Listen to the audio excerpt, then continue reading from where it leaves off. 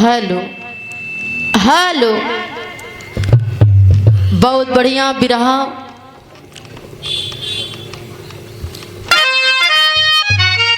फौजी जी का दास्तान, बहुत बढ़िया बिरहा का आनंद लिए आप लोग। आखिर में सबको इकट्ठा कर लेना। इतना सब इधर उधर भागत रहे। बहुत अच्छा लगा। आइए भैया, रात में भी कार्यक्रम है, एक छोटी सी लोकगीत होगी।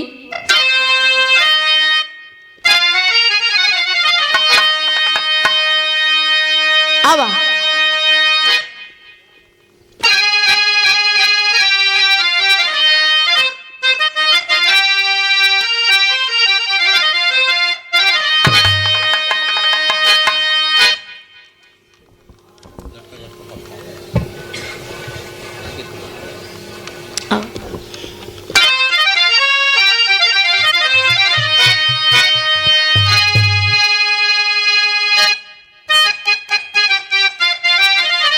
क्या बात है।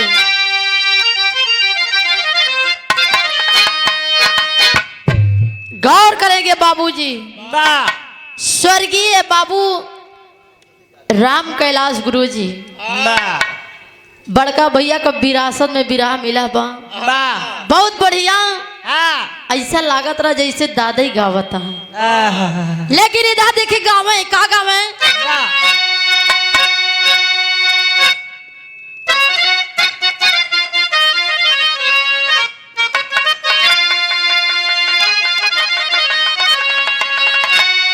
अरे आज बड़ेरी बोले,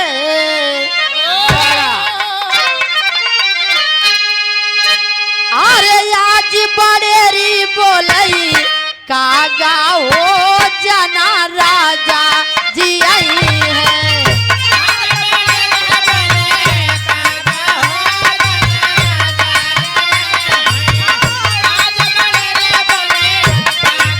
रिया रिया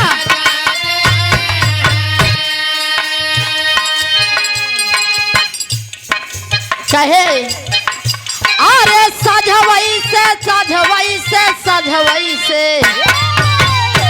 कालो दुलही कहे अरे सजवई से मोर मना लागा हो जना राजा जी आई है। सजवई से ओहो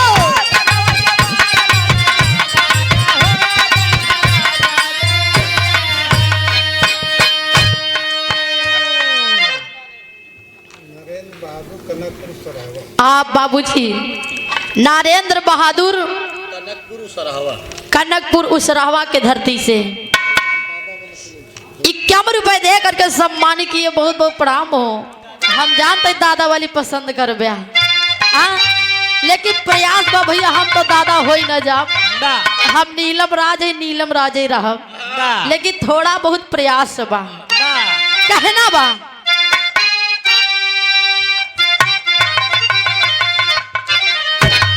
कौन दुल्हनी का दूल्हा नाराज होइगा। ए भैया, अगर मेहरारू रूठा थी तो ये आदमी लोग मना लेती। बहुत जल्दी लेके देखा इधर कोनो मर्द रूठा बा। दुल्ही रात दिन एक होइगा बा दुल्हनी के, लेकिन मनाए नहीं पावत हो। कद्दा गाय के बताए कैसे। अरे राजा हो तो है कैसे मनाई, राजा हो तो है कैसे मनाई।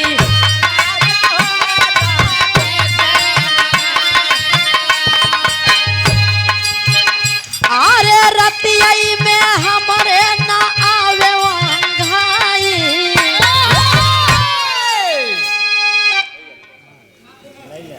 रिलायंस गैस कंपनी विजय यादव,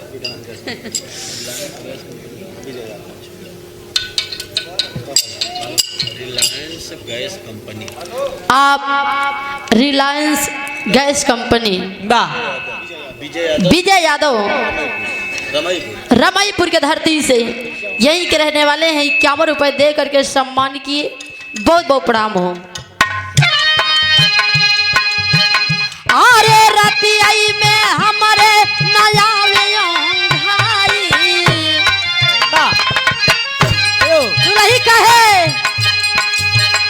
अरे रतियाई में हमारे नया भाई दुल्हा हो तो है कैसे मनाई, राजा हो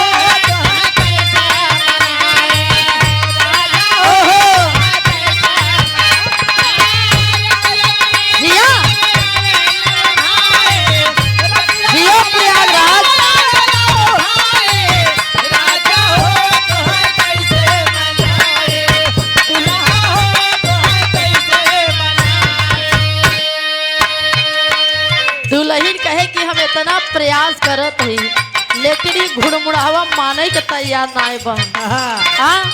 और एक लाई कहे दुल्हन, बीतल बल पनवा हो आई गई जवानी,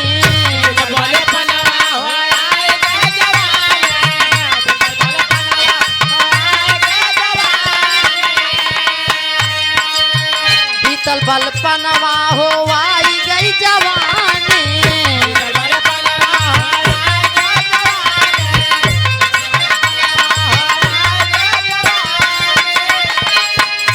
अरे रही रही के रही रही के रही रही के, अरे रही रही के हमारा के मदन सताई, अरे रही रही के हमारा के मदन सताई, दुल्हा हो तो है कैसे मनाई, राजा हो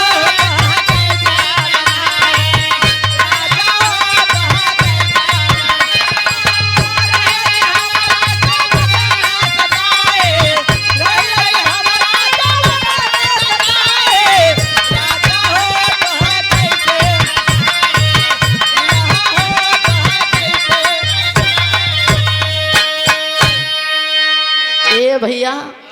तमाम गीत बा, गुरुजी इतना गीत गाई के चला गए कि कितना बतावा जाए। गाँव में अब जैसे बड़का भैया कुर्ता का टोक पकड़त रहे, ऐसे कुर्ता के टोक पकड़ के कहा है, अरे एक बात मोरी सजनी,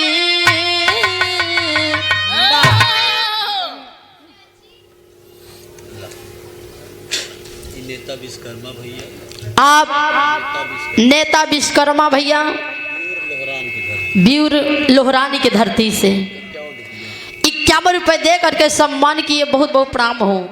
एक स्वर में आम सभी सकल पंच को प्रणाम हो। कहना बा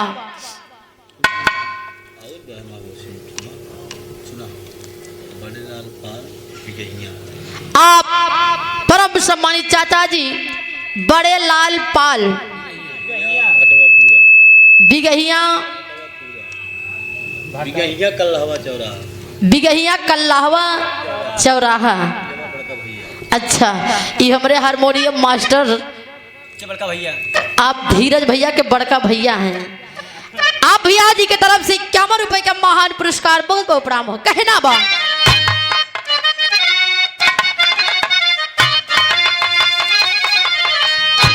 अरे ये का बात मोरी सजनी, गाठिया ला चुनरिया में,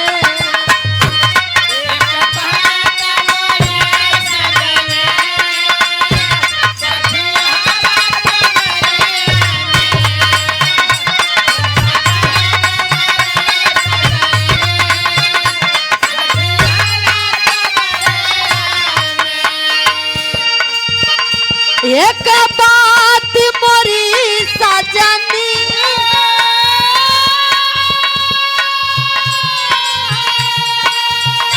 गठियाला चुनरिया में, बिना मोल के बिकी जैबू, बिना पैसा के बिकी जैबू माया के बजरिया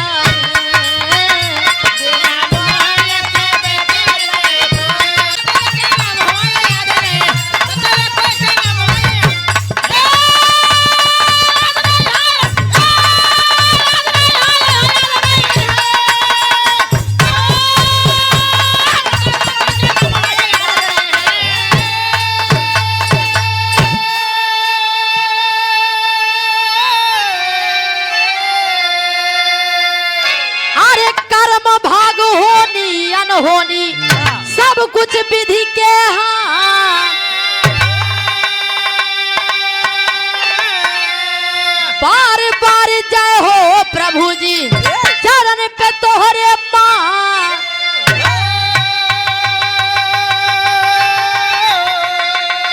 अरे कीर्ति में तोहरे कीर्तन सारा संसार गई है अरे कीर्ति में तोहरे कीर्तन सारा संसार गई है तब तक रघुकुल के नाम हवाई याद रही आए बाबू कीर्ति में तोहरे कीर्तन सारा संसार गई है तब तक रघुकुल के नाम याद रही है यानी कि आप ही धरती पे कितना नेक कार्य करता है कितना पाप करता है कितना पुण्य करता है यहाँ से जाए के बाद आपका हिसाब होई लेकिन आप क्या कर रहे हैं ओकर फल आपका यही जन्म में मिली आप नहीं तो आपके लड़कियां बच्चा अगर पाप करबा तो पुण्य मिली अब पुण्य करबा तो पाप आए बाबू ओकर फल ही जन्म में मिली आपके एक का ना सोचे कि अगले जन्म में भोगई के मिली तू नहीं पाप करता तो यही जन्म में भोगई के मिली यही काहे कि हम देखे यही बुढ़ाई दाव भैया सब समझ में आवत है जब खटिया पकड़त है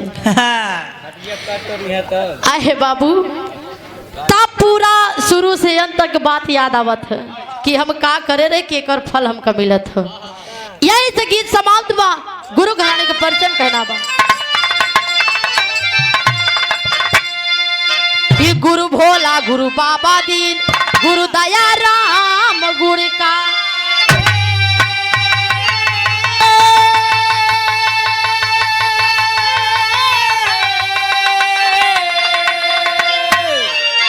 कथन किए कमल कबीरी कविता साचे में डारी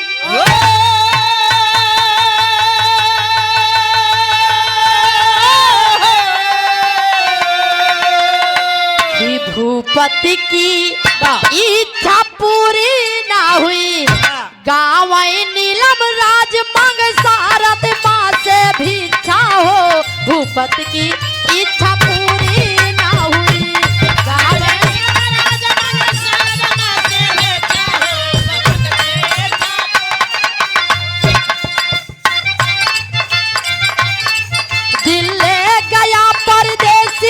कोई रोक ना था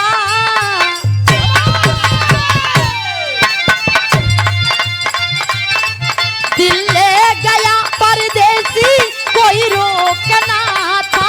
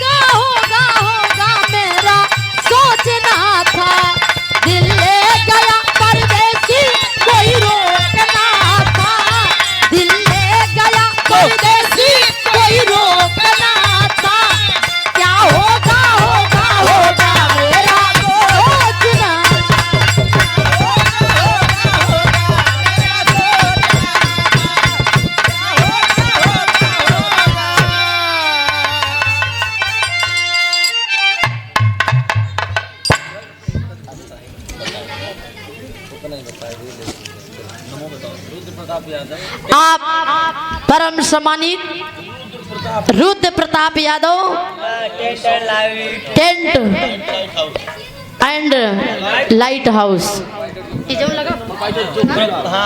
ई जौन टेंट लगा बा ई उठल्लू घर हो।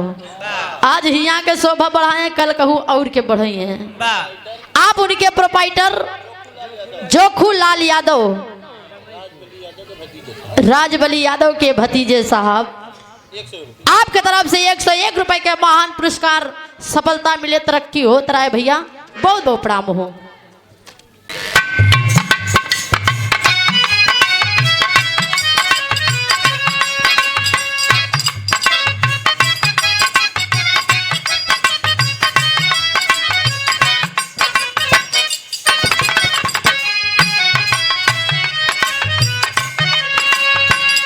है गीत के लाइन बा कि जैसन सोचले रहली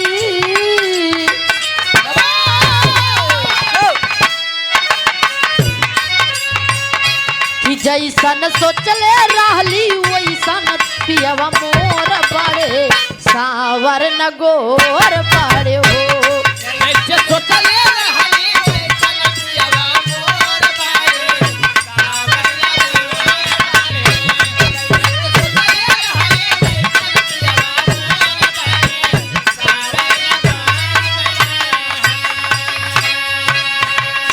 लेकिन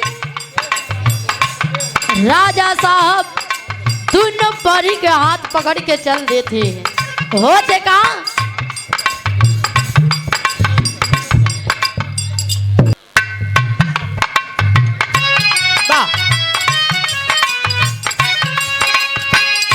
कि चल ले मानवा के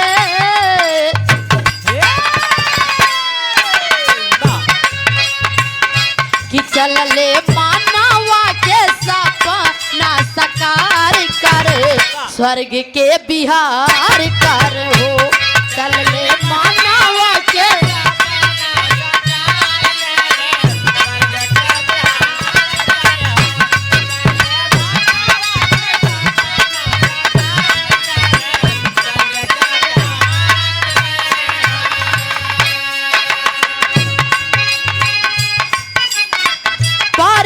का हाथ पकड़े चल भइल राजन। आप बड़े भैया रामपाल यादव भैया जी रमईपुर के धरती से यही के रहने वाले हैं। आप 101 रुपए दे करके सम्मानित किए, बहुत बहुत प्रणाम हो। कहना है पारियर का हाथ पकड़े चली भइल राजन।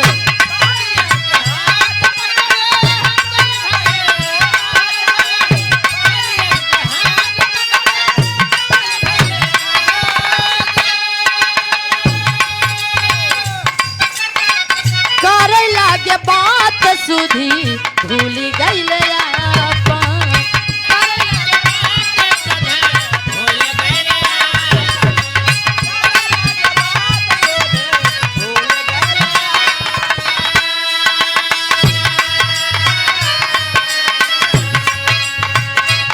छूटल हाथावा बा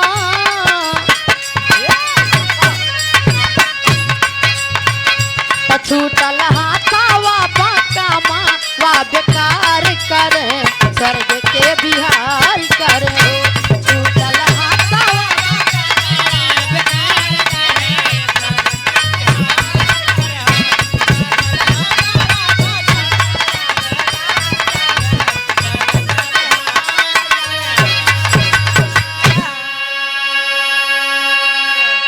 छूटल हथवा बकमवा बेकार करे, स्वर्ग के बिहार करे हो। ऐ बाबू राजा दशरथ जी जियत जिंदगी स्वर्ग लोक देखे खातिर दोनों परियर का हाथ पकड़ के चल देती। आधी रास्ता जब पहुंचे राजा साहब का वो समय बाबू जौने समय के बात कि वो समय ब्याह शादी ना भरा, राजा साहब एकदम कुंवारा रहे। आज जब परियन का साथ पायन बाबू इतना गहरी गहरी बात छिड़ी बा, इतना गहरी गहरी बात होत बा, आधी रास्ता पहुँचे सुध भूल गए।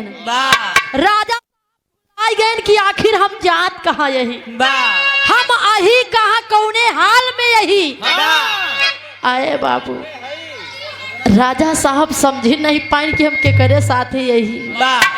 वो सोचे हम आराम से लड़ा है, लेकिन बातचीत के दौरान राजा साहब भूल गए परियन का हाथ। बाबू राजा साहब का हाथ परियन के हाथे से छूट जाता, जब छूट जाता तब हुआ थे का गीत लगत।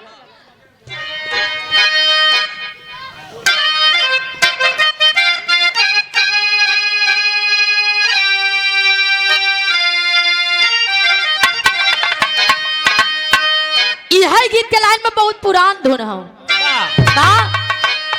अरे आज एकादशिया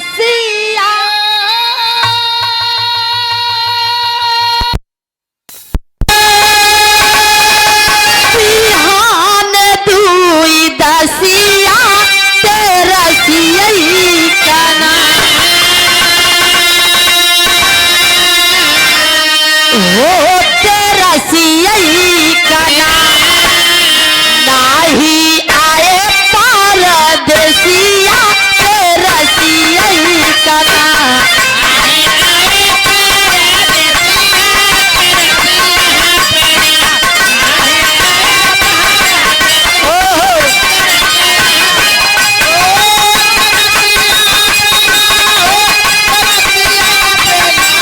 क्या बात है।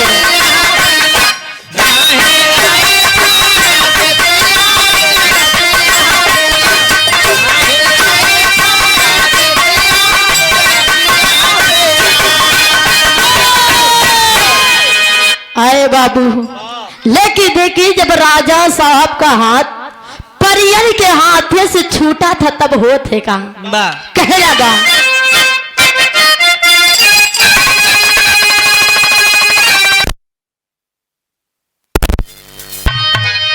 अरे छूटी गई ले हाथावा ता मारी गई मतिया आफतियई में ना हो आफतियई में ना राजा फसले कवने राजा सोचे फसले कवने आफतियई में ना राजा सोचे फसले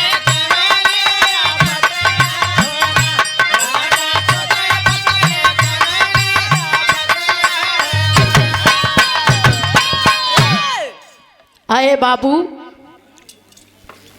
राजा साहब सोच में पड़ गए कि अरे बाप रे ई का हम तो अपने जियत जिंदगी स्वर्ग लोक देखे जात रहे, अब लगा था कि मरे के बाद ही देखे के मिली। कहे कि धीरे धीरे राजा साहब धरती की ओर खिंचा आवत है बाबू, धरती की ओर गिरा आवत है। तब तक राजा साहब एकदम घबराना है कि अब हम आप प्राण कैसे बची। तब तक हो थे का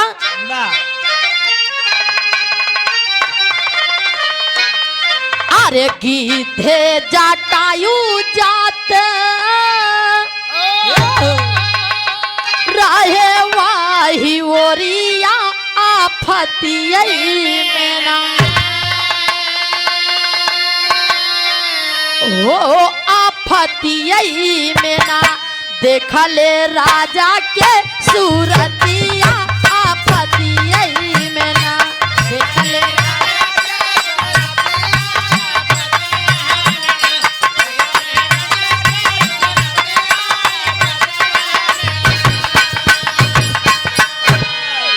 आए बाबू जब राजा दशरथ जी धरती की ओर खींचा आवत है, इधर से गिद्धराज जटायु बाबू दोनों पंख फैलाए आराम से उड़ते हुए चला जा रहा था। देखा था राजा साहब के जब गिद्धराज जटायु के नजर पड़ा था, सोचा था भाई कोई पंछी तो है नहीं, जरूर है कोई मानव है। जब जाई के गिद्धराज देखा थी बाबू आप बाबूजी कड़े दीन यादव रमईपुर के धरती से यही के रहने वाले हैं। आपके तरफ से 101 रुपए के महान आशीर्वाद आपके श्री चरणों में कोटि कोटि प्रणाम हो। आए बाबू, जब गिद्धराज जटायु पहुंचा, राजा साहब को देखा था, राजा साहब एकदम घबरान हैं। उनका चिंता सताया कि अब हमार जान कैसे बची। तब तक गिद्धराज बाबू अपन दोनों पंख फैलाए देता और राजा साहब वही पंख पे आ जाते, पंख पे बैठ जाते, धीरे धीरे कई के धरती पे उतार देता। गिद्धराज इतना नेक कार्य करा था बाबू। राजा साहब कहे कि आए गिद्धराज, आपने मेरे प्राणों की रक्षा करके मेरे लिए ये बहुत बड़ी बात है। आज मैं आपके किए कराए पे बहुत प्रसन्न हूँ। आए गिद्धराज, मांगो जो तुम्हें मांगना हो, जो भी मांगन हमसे चाहिए आप मांग सकते हो। देखे गिद्धराज जटायु मांगत है का बाबू। ये जैसे चाहे 10 हम कुछ ना करते चला। हेलो भैया, बड़का भैया हम जब से देखा थे एको जने सुतारे बैठा तो ना यहाँ आज सुना का मन हो भैया तो सुना, नहीं तो जा फिर अपन भोजन पानी ला। जैसे चींटी काटा तो हो, इधर से उधर अंदर से बाहर लगाए यहाँ, कलाकारन का मन भटक जाता।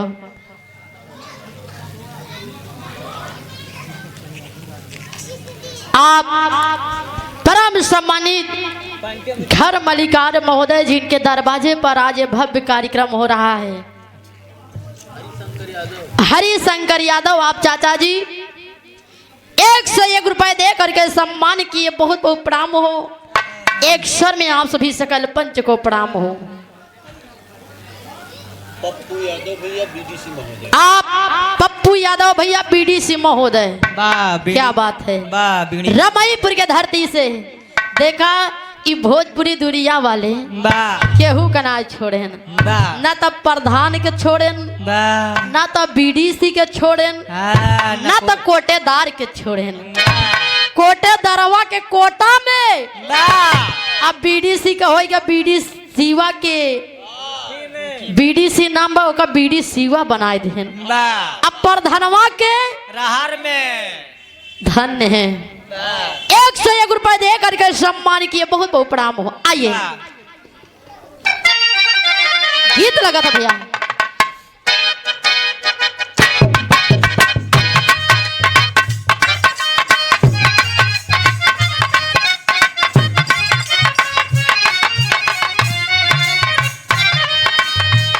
यह गीत के लाइन बा, कौनो लड़की के देख के कौनो लड़का रोज रोज ओकरे घरे के पास 3-4 राउंड लगावे।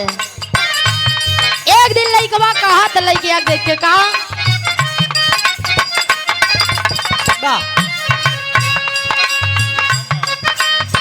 कहती रोज रोज तोरे गाली ऐती जैती,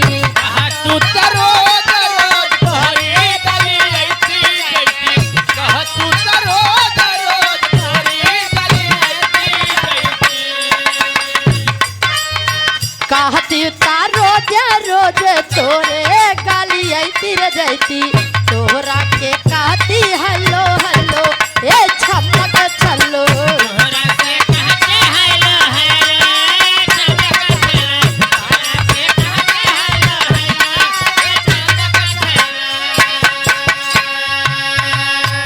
आए बाबू, राजा साहब कहे कि आए गिद्धराज, मांगो जो तुम्हें मांगना हो।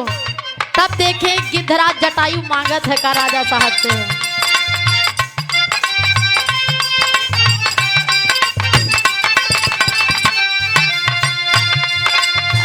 मांगे जटायु तब राजा से मंगाना हो।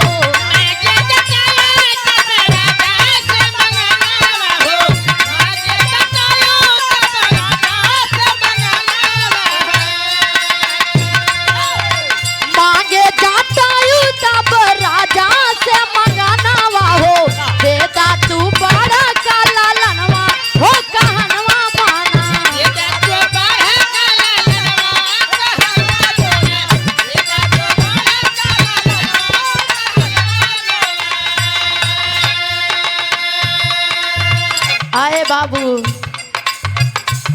राजा साहब के सामने जटायु कहा था कि राजन, अगर आपकी इच्छा बा कि हम आपका प्राण बचाए, आप हमका कुछ न कुछ दे चाहतीन, तब आप हमका अपन बड़का वाला लड़का दे दा। यह हमारे की इच्छा बा। कहे यह एक इच्छा,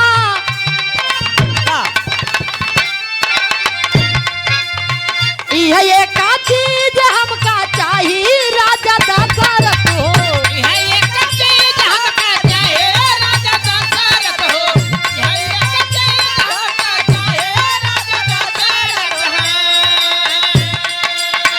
यह एक चीज हमका चाहिए राजा दशरथ हो, पूरा कर तू हमारा मनवा हो कहनवा माना।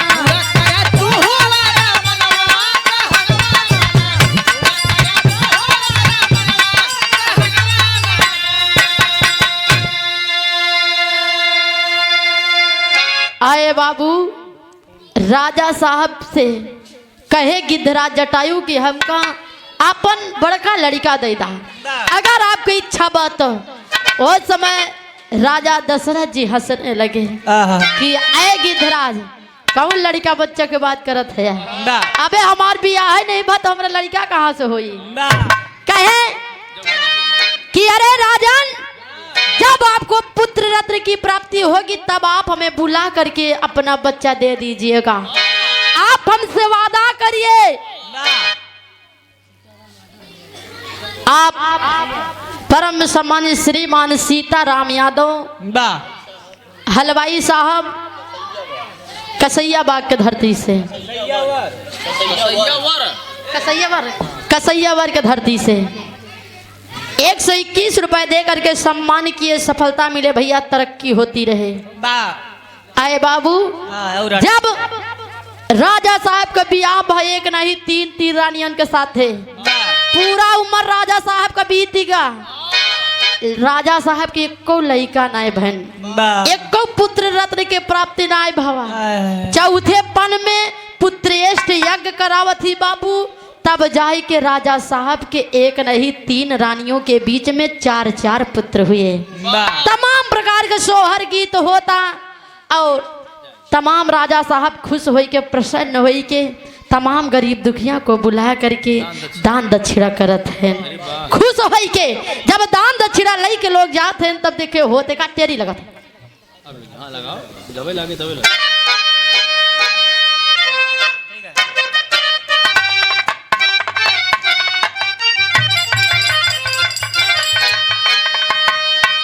अरे भूपति की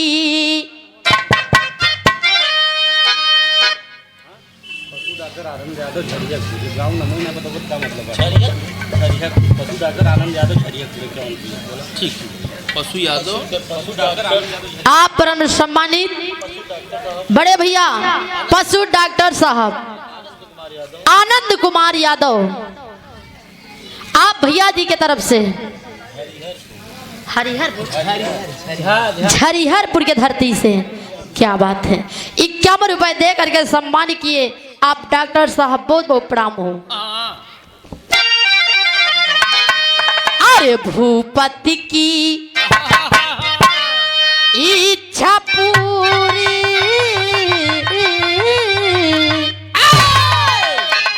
अरे भूपति की इच्छा पूरी,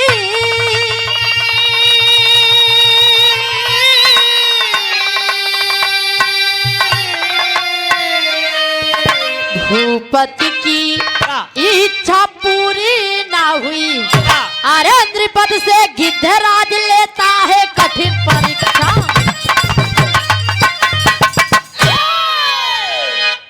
आए बाबू, भूपति की इच्छा पूरी ना हुई, जौन जियत जिंदगी स्वर्ग लोग देखे जाते रहे, उनकर इच्छा अधूरी रह गई।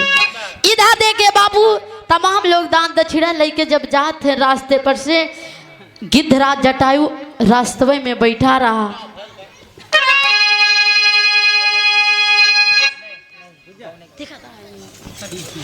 आए बाबू,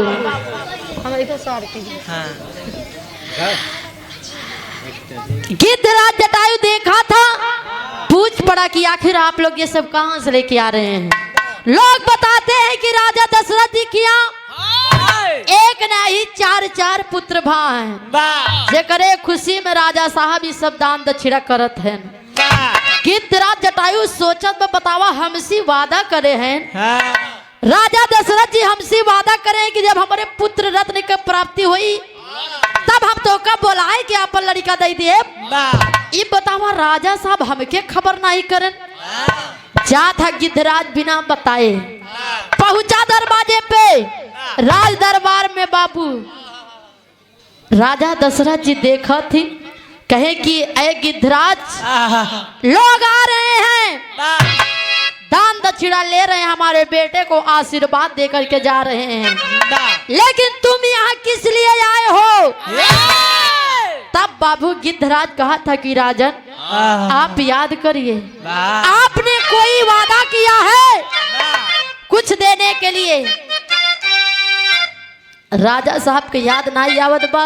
तब गिद्धराज कहे कि रघुकुल रीत सदा चली आई, प्राण जाए पर वचन न जाई। ये बात क्या कहे रहा राजा?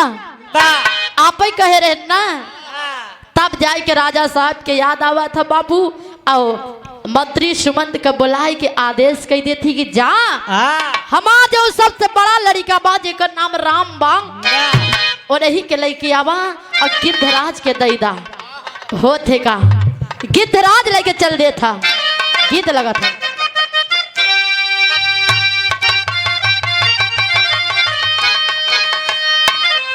अरे तारे नारिया रवा के बारी,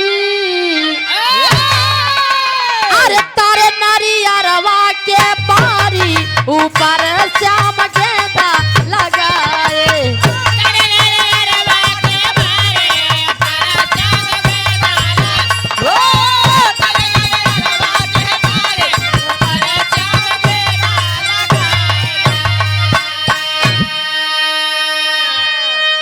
आए बाबू गिद्धराज जटायु जब भगवान श्री रामचंद्र जी के पावत अपने मुँहे में दबाई के लेके चल देता हो थे का।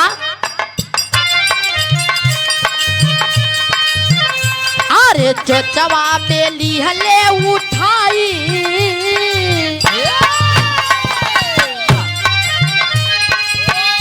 अरे चोचवा में लिहले उठाई, जटायु गईले रही आई।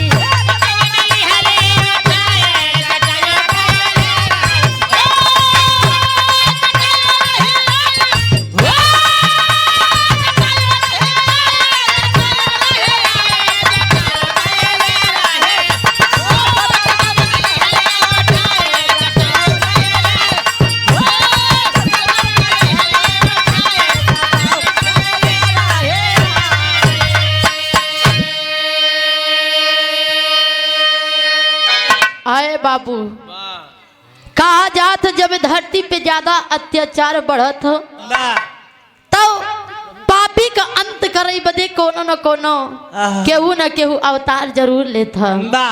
इधर देखे जब मुँह में दबाई के अपने चोंच में दबाई के गिद्धराज चला था, आधी रास्ता पहुंचा बा।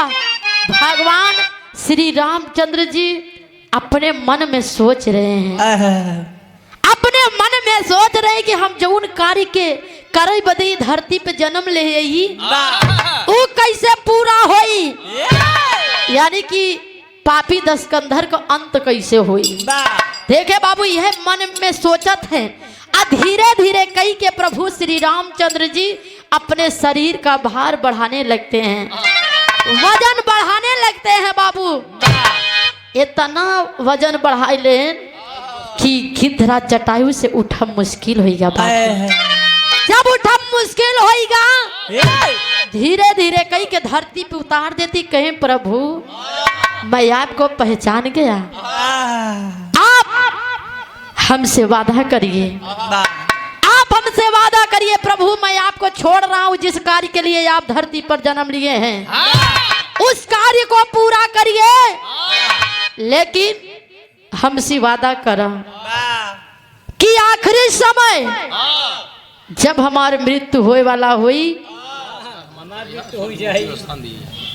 तब आप अपने हाथ हमारा अंतिम संस्कार करी है। अब आप हमका स्वर्ग में उच्च स्थान दी हैं। आप हमसे वादा करें। आए बाबू, इधर प्रभु श्री रामचंद्र जी वादा करते हैं कि ठीक है मेरे धर्म के पिता, मैं आपका अंतिम संस्कार जरूर करूंगा, चाहे मैं अपने पिता श्री का अंतिम संस्कार ना कर पाऊं। इधर देखिए बाबू, धीरे धीरे समय बीतता गया। लंकापति रावण द्वारा मैया सिया जी का हरण हुआ। सिया जी की खोज करने के लिए हनुमान जी गए। पता चलता है इधर जैसे सिया जी का हरण कई के लंकापति रावण लई के जात रहा बाबू पुष्पक विमान पर से। उधर गिद्धराज जटायु, आप लोग देखे होंगे सुने होंगे कि गिद्धराज जटायु आई के रोकई की कोशिश करत। देखें बाबू, क्रोध में आकर के लंकापति रावण खींच के तलवार मार देता है। गिद्धराज का एक पंख कट जाता बाबू। हाय राम करते हुए धरती पे गिर जाते हैं। जब प्रभु श्री रामचंद्र जी और लक्ष्मण जी सिया जी की खोज करने के लिए निकले हैं बापू, देखते हैं आवाज सुनाई देता है कि कौन है जो मेरा नाम ले रहा है। आज के प्रभु श्री रामचंद्र जी देखा थी गिद्धराज जटायु हाय राम करते हुए धरती पे गिरे हैं। तब अपने गोद में उठा लेते हैं और बाबू गिद्धराज बताते हैं कि प्रभु, मैया सिया जी को लंकापति रावण लेकर के गया है। इधर प्रभु श्री रामचंद्र जी उनको पता चलता है और गोद में उठाए तब तक अपने प्राणों को तज देते हैं गिद्धराज। तब वही जो वादा किए थे कि अंतिम संस्कार मैं अपने हाथ से करूंगा आपका, गिद्धराज जटायु का अंतिम संस्कार करते हैं। कैसे? पापट के लाइन में।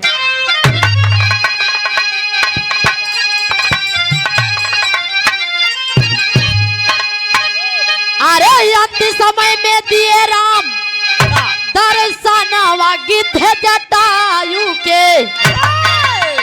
अरे अंतिम समय में दिए राम दर्शनवा गिद्ध जटायु के। अरे अपने हाथे से कहले का पनवा गिद्ध जटायु के।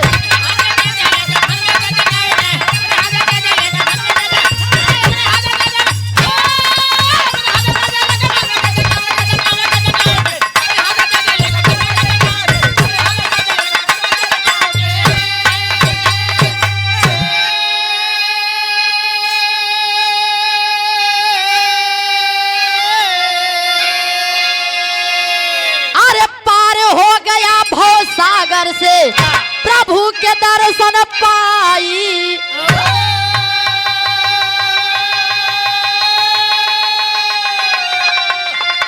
अरे जवन वचन दिहले रघुराई।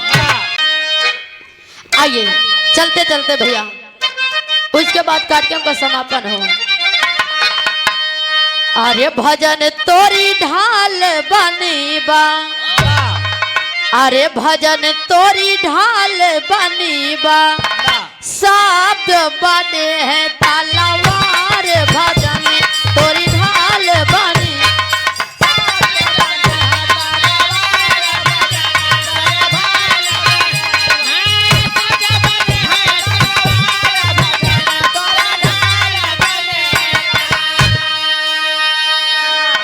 अरे पहले जन्म भवा बेटवा का पीछे जन्मा बा।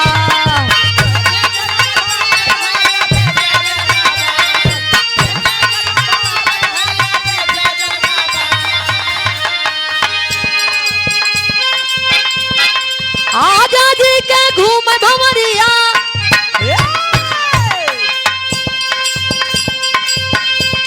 अरे आजा जी के घूम भंवरिया। नाच परो सही भात भजन तोरी। भजन तोरी शब्द बने हैं तलवार। भजन तोरी ढाल बनी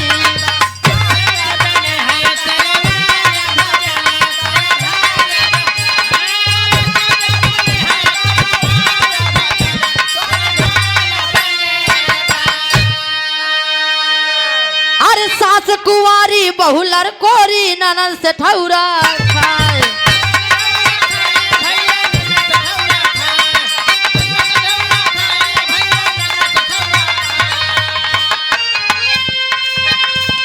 अरे देखन वाले के लइका होइगा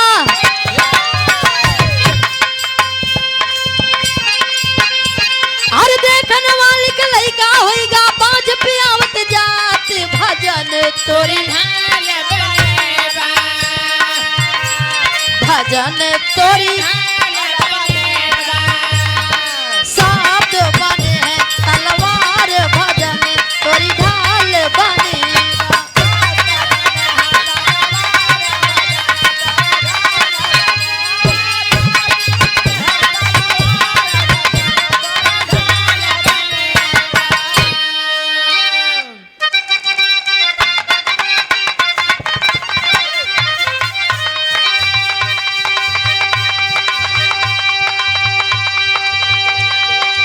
एक चीटी के मरले से 900 गिद्ध आएगा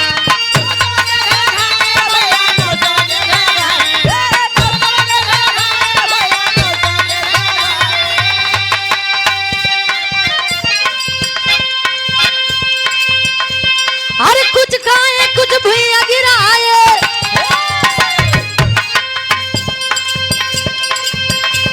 अरे कुछ खाए कुछ भुइया गिराए ताबो नाही उड़ान भजन तोरी भजन तोरी साथ बने हैं तलवार भजन तोरी ढाल बनेगा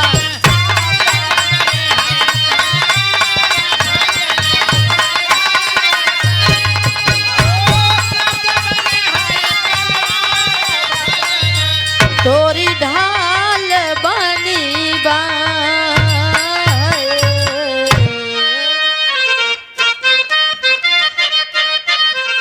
कि सब साल पहले हमें तुमसे प्यार था जिया बेकरार था आज भी है और कल भी रहेगा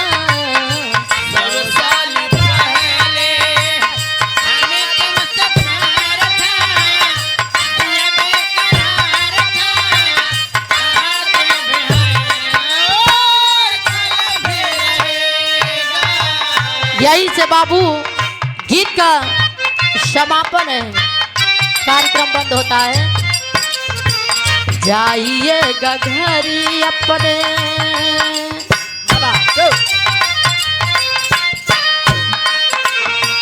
जाइएगा घरी अपने सभी हंसते हंसते सभी हंसते हंसते सभी को हमारा नमस्ते नमस्ते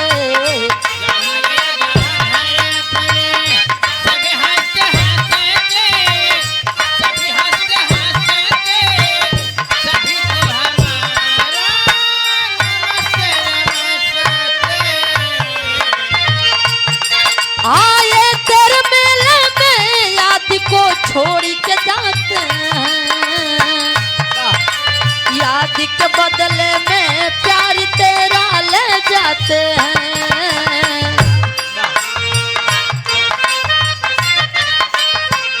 हसरत रहेगी हरदम